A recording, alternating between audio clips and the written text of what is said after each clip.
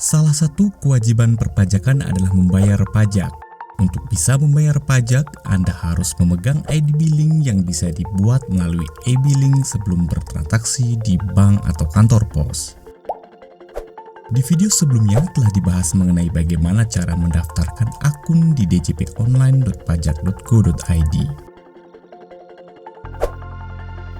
Anda bisa membuat sendiri ID billing secara online dengan mengakses menu pada DJP Online. Nah, di video kali ini akan membahas apa itu e-billing, bagaimana cara memperoleh ID billing, bagaimana cara mengakses e-billing, dan hal apa saja yang dibutuhkan untuk bisa membuat sebuah ID billing. Namun sebelumnya, buat Anda yang belum subscribe channel ini, gak usah ragu, subscribe aja langsung. Karena selain subscribe itu mudah dan gratis, subscribe juga membantu channel ini untuk lebih berkembang. Jadi tunggu apa lagi? Oke, jika sudah, mari kita mulai.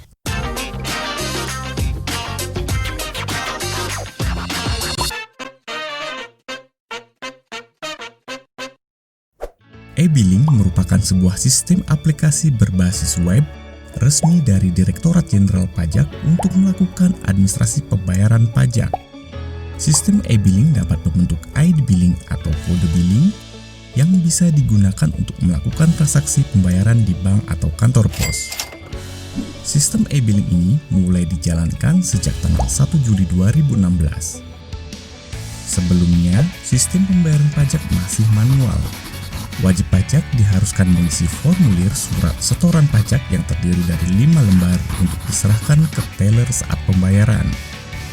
Atas dasar efisiensi dan kemudahan, Kementerian Keuangan akhirnya melaunching teknologi MPN G3 melalui sistem e-billing ini. ID billing terdiri dari 15 digit rangkaian angka yang berbeda setiap jenis pembayaran pajak. Jika Anda ingin melakukan pembayaran 3 jenis pajak berbeda, maka Anda harus membuat 3 ID billing berbeda. Begitu juga dengan jika Anda ingin membuat 12 masa pajak berbeda, maka Anda harus membuat 12 ID billing. Untuk bisa membuat ID billing ada beberapa cara. Pertama, melalui menu e-billing di djponline.pajak.go.id. Kedua, melalui layanan telepon kering pajak 1.500-200. Ketiga, melalui layanan Twitter di akun resmi @keringpajak. Keempat, melalui layanan live chat di pajak.go.id. Dan Anda juga bisa menghubungi layanan SMS atau WhatsApp KPP tempat Anda terdaftar. Untuk membuat ID billing, ada beberapa hal yang harus Anda siapkan.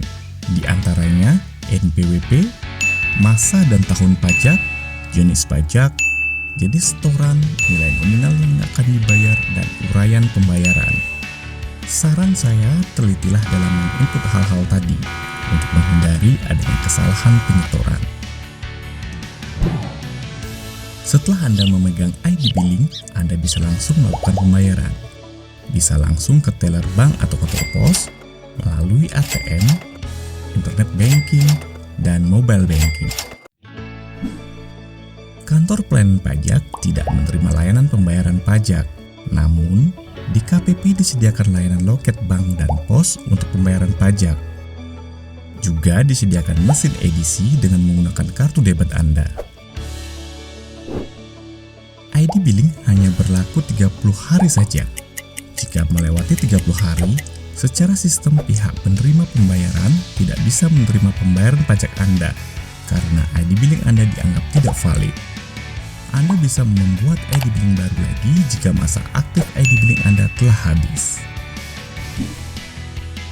Bagaimana jika salah dalam menginput data pada e-billing? Ada 2 hal yang perlu Anda perhatikan.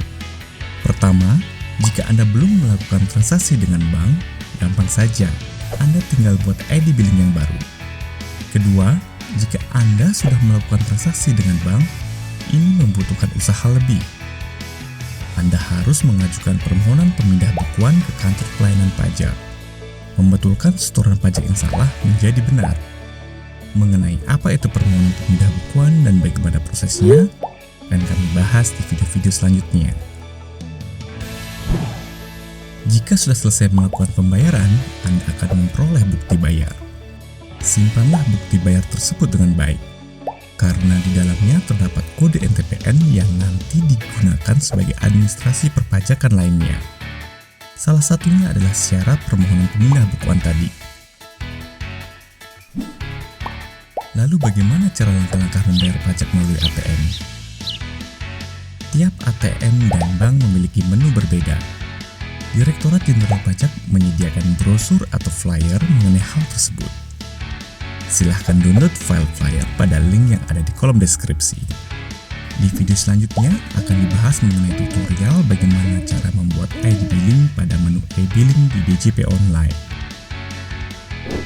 Seperti biasa, jika ada pertanyaan, silahkan tulis di kolom komentar.